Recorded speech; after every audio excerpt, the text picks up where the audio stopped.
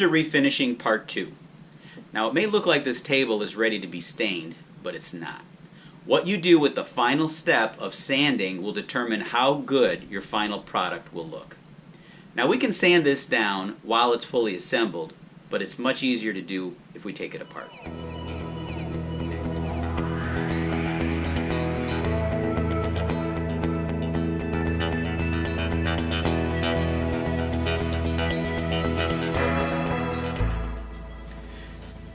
So the first thing I'm going to do is use the orbital sander with 120 grit. Then I'm going to change it to 220, and then I'm going to sand it with a hand sand straight across the grain with the 220 to get rid of any minor scratches.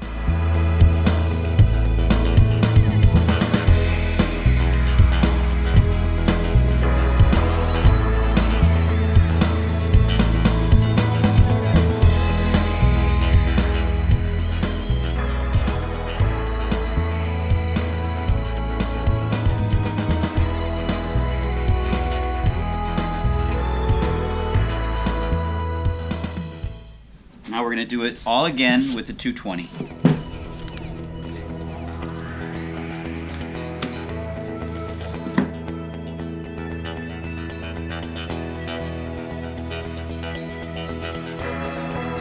Alright, so we use the orbital sander on all the pieces, so with a 220 grit. Now I'm going to take another piece of 220 and I'm going to sand back and forth.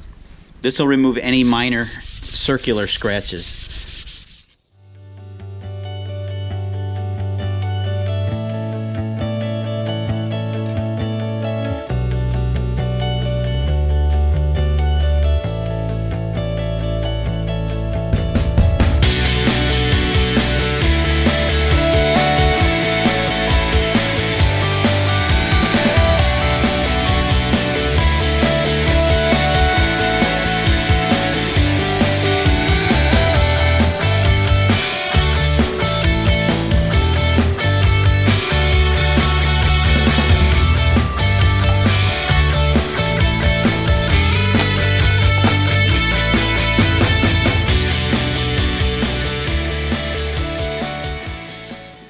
Now comes the best part of any woodworking project, the staining.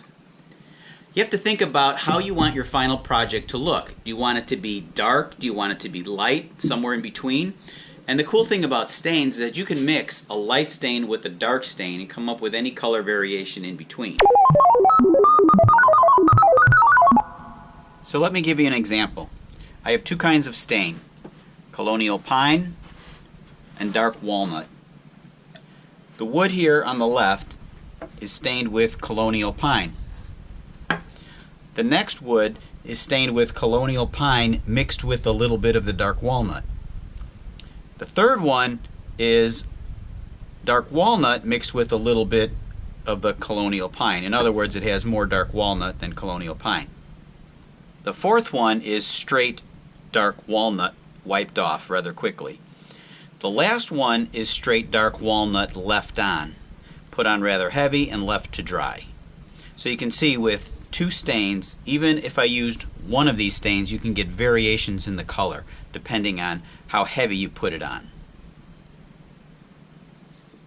So test it out yourself, mix some samples and then try it out on the wood and see if you like it. So we're going to use this dark walnut stain on this oak wood. Let's see what it looks like.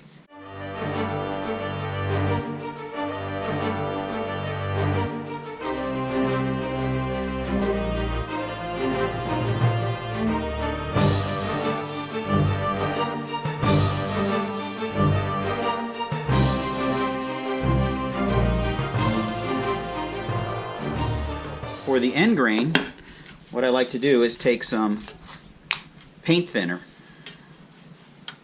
You can buy something, you can buy a preconditioner, but I think this works just as fine.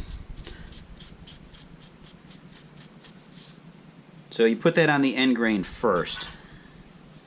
Then take your stain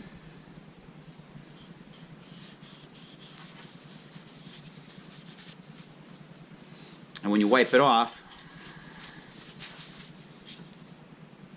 you see what a nice consistent look you get? Is there any difference between pre-stained wood conditioner and paint thinner? I have 3 pieces of wood. This one I used no conditioner, and you can see it's darker than the others. Now, with these 2, one of them I used the pre-stained conditioner, and one of them I used paint thinner. I did the end grain and the face of the wood. Now I could see no noticeable difference between the 2. This one here I used the pre-stained conditioner. This one here I used the paint thinner. I'd save myself $10 and grab some paint thinner if I were you.